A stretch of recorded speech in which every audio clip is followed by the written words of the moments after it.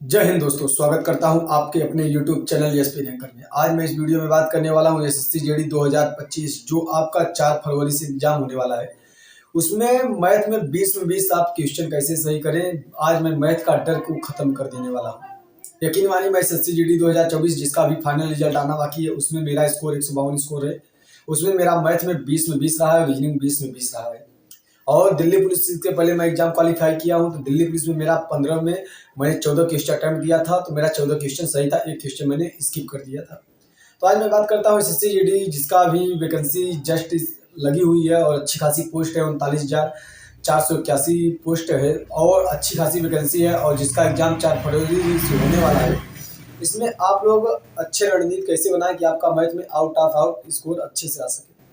सबसे पहले बात करें, मैथ का बेसिक सिलेबस आपका कंप्लीट होना चाहिए। अगर अभी भी आपका मैथ का बेसिक सिलेबस कंप्लीट नहीं है, अभी भी आप लोगों के पास 2 महीने का समय बचा हुआ, आप लोग मैथ को जल्दी से जल्दी कंप्लीट कर लीजिए। अब मैथ में मैं बात करूंगा कि सिली मिस्टेक में हम लोगों को कैसे बचना है, क्योंकि सिली मिस्टेक में बहुत सारे क्वेश्चन गलती हो जाती है। आता हुआ क्वेश्चन कैसे गलती हो जाता है, उन सब पर अगर हम लोग कमांड बना करके चलेंगे, उसको मैं प्रॉपर अपने नोटबुक में लिख के लाया हूँ कि आपको कौन कौन से टॉपिक पर और कहाँ कहाँ से आपको सिली मिस्टेक पर ध्यान देने की जरूरत है। तो अगर आप लोग चैनल पे नए हैं तो चैनल को सब्सक्राइब कर लेना, ताकि आने वाली जो भी अपडेट हो आप तक सबसे पहले पहुंचती रहे। सबसे पहले मैं इस वीडियो में बात करने वाला हूं कि आपका जो बेसिक सिलेबस है, बेसिक सिलेबस आप लोग कहीं से भी कंप्लीट कर लीजिए। अगर आप लोगों के पास सोर्सेज नहीं तो मैं अवसर बैच फ्री दे रखा हूं अपने टेलीग्राम चैनल पे, आप लोग मेरे अवसर बैच से जुड़ जाइए, वहां से आप लोग मैथ वाला टॉपिक पूरा कंप्लीट कर लीजिए। बात करते हैं कि आपको प्रैक्टिस सेट कहाँ से लगाना है। प्रैक्टिस सेट आप ज़्यादा से ज़्यादा यूट्यूब से लगा सकते हैं, किसी बुक से लगा सकते हैं जिस पर प्रीवियस ईयर क्वेश्चन दिए गए हैं, या RWA का मॉक टेस्ट लगा सकते हैं, या मिनी मॉक टेस्ट लगा सकते हैं, या टेक्स्ट बुक पर मॉक टेस्ट लगा सकते हैं। बहुत सारे सोर्सेस हैं जहां से आप लोग प्रैक्टिस सेट और मॉक टेस्ट लगा सकते हैं। अब सबसे पहले मैं बात करता हूं कि आपको सिली मिस्टेक कौन, क्योंकि ये प्रॉपर वीडियो सिली मिस्टेक पर आने वाले। अगर आप लोग सिली मिस्टेक पर कमांड कर लेंगे ना, तो आप यकीन मानिए कि आपका 20 में 20 आउट ऑफ आउट स्कोर आने लगेगा और आपका बेसिक सिलेबस मैथ का कंप्लीट होना चाहिए। सबसे पहले मैं बात करता हूँ एवरेज। जो एवरेज आपका औसत चैप्टर है, औसत चैप्टर में आपको कौन कौन सी गलतियां होती हैं। सबसे पहले जैसे गलती हो जाती है कि किसी व्यक्ति के शामिल होने पे औसत ग्राम में ये पूरा जो औसत है वो 1 किलोग्राम बढ़ जाता है, 1 किलोग्राम कम हो जाता है, तो नए व्यक्ति का कितने किलो का भार है। इस वाले टॉपिक को बहुत अच्छे से ध्यान देना है कि औसत ग्राम बढ़ रहा है या घट रहा है। और आपको सिली मिस्टेक, एक सिली मिस्टेक हो जाता है कि जैसे कोई डिजिट है, जैसे कि 10 संख्याओं का औसत 20 दिया है, तो उसमें पूछ लिया जाता है कि 6 अंक के स्थान पे 10 लिख दिया जाता है गलती से, इसका सही एवरेज क्या होगा। तो यहाँ पे आपको कहाँ प्लस करना है, कहाँ माइनस करना है, इस टॉपिक पर, इस पॉइंट पर बहुत बारीकी से ध्यान देना है। उसके बाद एक आपका आता है कि जैसे 10 संख्याओं का औसत 20 दिया है, तो उसमें दे देता है कि 5 संख्याओं का औसत 4 है, इसी तरह से 5 संख्याओं का औसत 9 है, तो उसमें पांचवी संख्या को हटा दिया जाता है, तो शेष 9 संख्याओं का औसत क्या होगा। वहां पे जो एक पांचवी संख्या हटा दी जाती है, यहाँ पर आपको बारीकी से ध्यान देना, क्योंकि यहाँ पर भी सिली मिस्टेक होता है।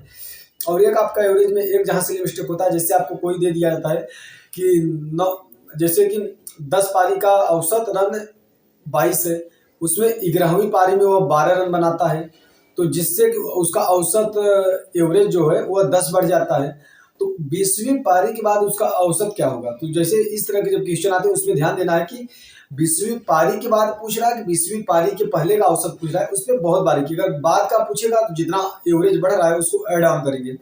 अगर पूछेगा 20वीं पारी के पहले का औसत क्या होगा, तो जो आपका एक्स की वैल्यू आएगी वही सेम आपका आंसर हो जाएगा। तो एवरेज चैप्टर, जो औसत वाला चैप्टर है, यही यहाँ पे सिली मिस्टेक होता है। अब बात करते हैं अनुपात और समानुपात में। मैं थोड़ा वीडियो को थोड़ा फास्ट करने की कोशिश करता हूँ ताकि आपका टाइम वेस्ट ना हो।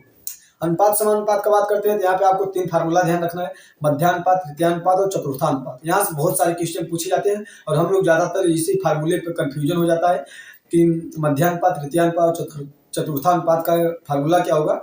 ये बहुत छोटी से, मतलब इसको फार्मूला है छोटा छोटा, आप याद कर लीजिए, यहाँ से बहुत अच्छे से क्वेश्चन बन जाएगा।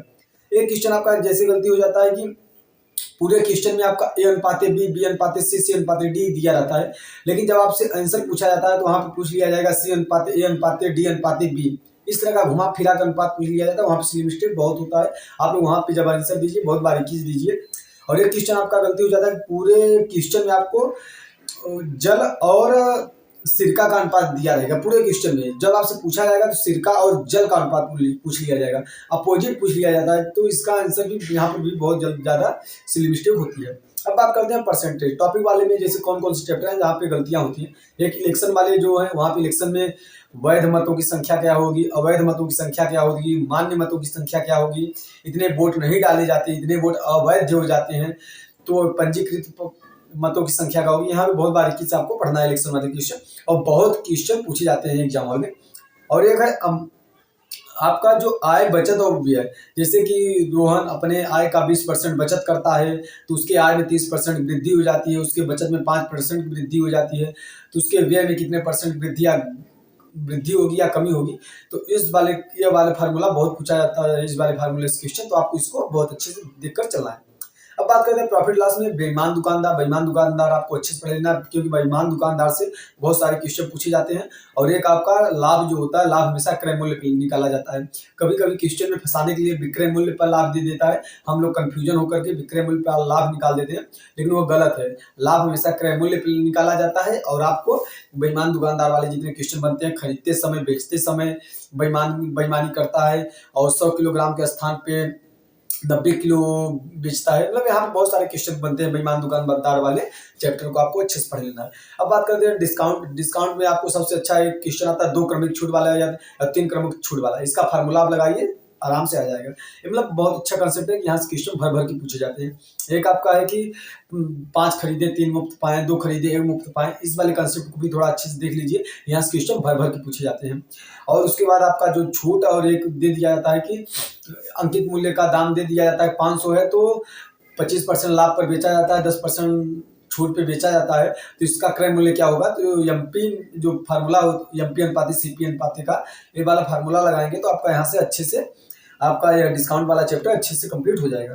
अब बात करते हैं एसआई में आपको सिंपल सा फार्मूला याद करना है, एसआई बराबर PRT/100। और इसी तरह से कंपाउंड इंटरेस्ट में एक आता है आपका कि ए बराबर पी ब्रैकेट में 1 + R/100, ब्रैकेट के ऊपर टी रहेगा।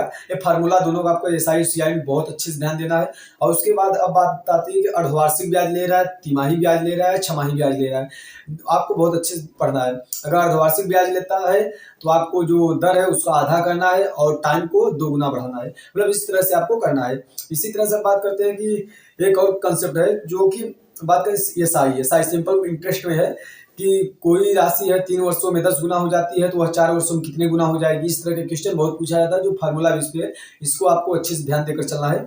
और बात करते हैं एसआई में भी इसी तरह से पूछा जाता है कि कोई धनराशि है 8 वर्षों में 10 गुना हो जाती है तो वह 16 वर्षों में कितनी गुना हो जाएगी। इस वाला टॉपिक से बहुत क्वेश्चन पूछे जाते हैं।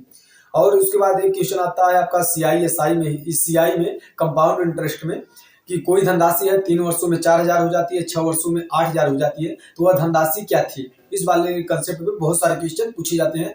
जब मैंने प्रीवियस ईयर का बहुत अच्छे से एनालिसिस किया था, जब मैं उस टाइम एग्जाम की प्रिपरेशन कर रहा था, तो यहाँ से क्वेश्चन भर भर के पूछे जाते हैं। अब आता है time and work. Time and work में क्या होता है कि जैसे कि यहाँ पे ये 2 दिन पहले कार्य छोड़ देता है, शेष कार्य बी कितने दिनों में करता है, या ये 2 दिन करने के बाद कार्य छोड़ता है, या इस तरह से क्वेश्चन पूछ लिया जाएगा कि कार्य समाप्ति से पहले 2 दिन, कार्य समाप्ति के 2 दिन पहले ए कार्य छोड़ देता है तो ए और बी कितने दिनों तक कार्य किया। इस टाइप के क्वेश्चन बहुत पूछे जाते हैं। और कभी क्या होता है कि ए और बी अल्टरनेट डे पे काम करते हैं, ए पहले दिन, बी दूसरे दिन, ए तीसरे दिन, बी चौथे दिन, इस टाइप के भी बहुत सारे क्वेश्चन पूछे जाते हैं। कभी कभी क्वेश्चन क्या पूछ लिया जाता है कि 2 मेल 5 फीमेल, मतलब 2 पुरुष और 5 महिलाएं किसी कार्य को 56 दिन में करती हैं, तो 3 पुरुष और 4 महिलाएं किसी कार्य को 5 दिन में करते हैं, तो 2 पुरुष और 1 महिला टोटल कार्य को कितने दिनों में समाप्त कर लेंगे। इस टाइप के क्वेश्चन बहुत पूछे जाते हैं। ये वाले आपको क्वेश्चन बहुत अच्छे से ध्यान देकर चलना है। और ये पूछा एमडीएच फार्मूला पे पूछा जाता है, एमडीएच वाला फार्मूला आपको बहुत अच्छे से कंसेप्ट क्लियर होना चाहिए। एक पूछा जाता है 2 पुरुष या 3 महिला या 4 बच्चे किसी कार्य को 5 दिन में करते हैं, तो उसमें पूछ लिया जाएगा कि एक पुरुष कितने पूरे कार्य को कितने दिन में कर सकता है, एक महिला पूरे कार्य को कितने दिन में कर सकता है, एक बच्चा पूरे कार्य को कितने दिन में कर सकता है। ये टाइम एंड वर्क वाला टॉपिक, यहाँ पर बहुत सारी सिली मिस्टेक होती है, इन वाले टॉपिक से भर भर के क्वेश्चन पूछे जाते हैं। अब आता है पाइप एंड सिस्टम, मतलब कि पाइप और टंकी वाले जो क्वेश्चन है, यहाँ से क्या होता है रिसाव वाला क्वेश्चन बहुत पूछा जाता है। जहाँ पर रिसाव होगा वहाँ पे माइनस होगा, इसको आपको याद करना है। और एक आपका अल्टरनेट डे पे जो ए और बी किसी टंकी को 5 दिन में भरते हैं, तो सी जहाँ एक टंकी को खाली करता है तो ये अल्टरनेट डेज पे चलते हैं। इस वाले क्वेश्चन बहुत अच्छे से आपको पाइपलाइन टंकी से क्वेश्चन भर भर के पूछे जाते हैं। और एक है कि किसी रिसाव के कारण 4 लीटर प्रति मिनट पानी निकलता है तो टंकी की पूरी क्षमता पूछी जाती है। यहाँ से भी क्वेश्चन भर भर के पूछे जाते हैं। अब बात करते हैं time and work, time and distance. Time and distance में क्या होता है कि आपको यूनिट ध्यान देना है कि कभी कभी किलोमीटर प्रति घंटा को मीटर प्रति सेकंड में पूछता है, कभी कभी मीटर प्रति सेकंड को किलोमीटर प्रति घंटा में पूछता है। तो यहाँ से आपको अच्छे से पूरा इसको नॉलेज होना चाहिए कि कब 18/5 से गुणा करना है, कब 5/18 से गुणा करना है। उसके बाद आपको एक और चीज याद होना चाहिए कि जो स्पीड होता है, अगर डिस्टेंस बराबर है तो स्पीड आप टाइम के अपोजिट होता है। अगर स्पीड वाला 2:1 है तो टाइम आपका 1:2 होगा। उसके बाद एक आपको यहाँ पे टाइम एंड डिस्टेंस में ध्यान देना है कि जब एक ही दिशा में कोई चीज, दो ट्रेनें जब एक ही दिशा में चलती हैं तो उसका जो स्पीड, जो उनकी चालों का जो चाल होते हैं उसका अंतर लिया जाता है। जब एक ही दिशा में चलती हैं, जब दो ट्रेनें जब विपरीत दिशा में चलेंगी, एक इस दिशा में चलेगा और एक इस दिशा में चलेगा, तब उनकी जो चाल होती है उनकी चाल हमेशा जुड़ जाती है, ऐड ऑन होती है। और एक कंसेप्ट आपका उसके बाद हो जाता है कि आपका अगला कंसेप्ट जो है, कोई ट्रेन एक प्लेटफार्म पर खड़े व्यक्ति को 5 सेकंड में पार करती है, तो मतलब 5 सेकंड में पार करती है। और एक वही ट्रेन है जो 25 मीटर प्लेटफार्म को 25 सेकंड में पार करती है। तो यहाँ पे आपको पूछ लिया जाएगा कि ट्रेन की लंबाई क्या होगी या ट्रेन की गति क्या होगी। इस टाइप के क्वेश्चन बहुत पूछे जाते हैं। इसी तरह से आपका कोई क्वेश्चन पूछ लिया जाता है कि मतलब 1/4 डिस्टेंस को 5 किलोमीटर प्रति घंटा से पार करता है, 1/2 आधी दूरी को 2 किलोमीटर प्रति घंटा से पार करता है, तो शेष दूरी को 9 किलोमीटर प्रति घंटा से की चाल से पार करता है। तो उसकी जो एवरेज चाल है, एवरेज स्पीड पूछ लिया जाता है कि क्या होगी। इस टाइप के क्वेश्चन भर भर के पूछे जाते हैं जो हम लोग एग्जाम हॉल में नहीं बना पाते। इस पर आपको अगर पूरा कमांड करके चलेंगे तो आप यकीन मानिए कि आपका 100% आउट ऑफ आउट 20 में 20 स्कोर आएगा। अब बात करते हैं बोट एंड स्ट्रीम, नाव और धारा में क्या होता है कि जब हम लोग धारा के विपरीत और धारा के अनुकूल, मतलब बहुत ही कंसेप्ट क्लियर होता है। कभी कभी हिंदी में नहीं समझ में आता धारा के अनुकूल क्या होता है, धारा के प्रतिकूल क्या होता है, धारा के विपरीत क्या होता है। तो आपको यहाँ पर अंग्रेजी वाले टर्म यूज करना है। अगर आपसे डाउन स्ट्रीम का मतलब होता है कि धारा के अनुकूल मतलब धारा की दिशा में, डाउन स्ट्रीम मतलब धारा के अनुकूल, और अप स्ट्रीम मतलब होता है कि धारा के विपरीत, धारा के प्रतिकूल। तो वहां पे जब धारा के अनुकूल बोलेगा तो आपकी जो नाव की चाल और धारा की चाल जुड़ती है, और जब धारा के विपरीत बोलेगा तो नाव की चाल होगी उसमें से आपकी धारा की चाल को घटा दिया जाता है। इसी तरह से आपका पार्टनरशिप में आता है। यहाँ पे सबसे अच्छा एक चीज आपको कंसेप्ट ध्यान देना है कि प्रॉफिट बराबर टाइम एंड पूंजी, मतलब टाइम एंड आपका अमाउंट होता है। तो आपको यह वाला फार्मूला याद रखना है कि एक 3 महीने के लिए निवेश करता है, फिर 3 महीने बाद बी जुड़ जाता है, फिर सी जुड़ जाता है, कौन कितने महीने के लिए जुड़ता है, इसको कंसेप्ट आपका क्लियर होना चाहिए। उसके बाद बात करते हैं मेंसुरेशन में आपका 2D 3D का बहुत छोटे फार्मूला है।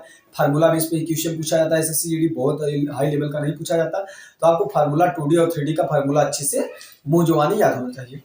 उसके बाद बात करते हैं आपका LCM एंड SCM में क्या होता है, एक आपका बहुत क्वेश्चन पूछा जाता है SSC GD में, बहुत ट्रेंडिंग क्वेश्चन है, जो आपका दशमलव वाला आता है। जैसे 0.6 कामा 0.10 कामा 0.100 का LCM क्या होगा, SCM क्या होगा। जो पॉइंट वाला LCM पूछा जाता है, इसको आपको कॉन्सेप्ट क्लियर होना चाहिए। इसी तरह से आपका हो जाता है कि 5 अंकों की सबसे बड़ी संख्या क्या होगी, 4 अंकों की सबसे बड़ी संख्या क्या होगी, 5 अंकों की सबसे छोटी संख्या क्या होगी, 3 अंकों की सबसे छोटी संख्या क्या होगी। इसके बारे में आपको अच्छे से नॉलेज होना चाहिए।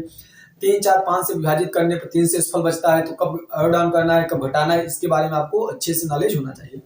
इसी तरह से बात करते हैं एलिगेशन क्या होता है कि कभी कभी वाटर और एसिड का पूरे क्वेश्चन में वाटर और एसिड का आपको अनुपात दे दिया जाएगा, और आपका जब आंसर पूछा जाएगा एसिड और वाटर का अनुपात पूछ लिया जाएगा, तो आप लोग कंफ्यूजन होकर के ये क्वेश्चन आपका, यहाँ पर बहुत सारी सिली मिस्टेक होती है। मैं जो टॉपिक बताऊँ इन पर अगर आप अच्छे से कमांड करेंगे ना, आप यकीन मानिए कि आपका 20 में 20 out of out score math में देखने को जरूर मिलेगा। बाकी आपका कुछ भी सुझाव हो, आप लोग जो भी आपका डाउट हो, आप लोगों को जो भी अच्छा लगे, आप लोग कमेंट में रिप्लाई जरूर, मतलब कमेंट जरूर करिएगा। मैं उन सबका रिप्लाई देने की कोशिश जरूर करूंगा। Thanks for watching.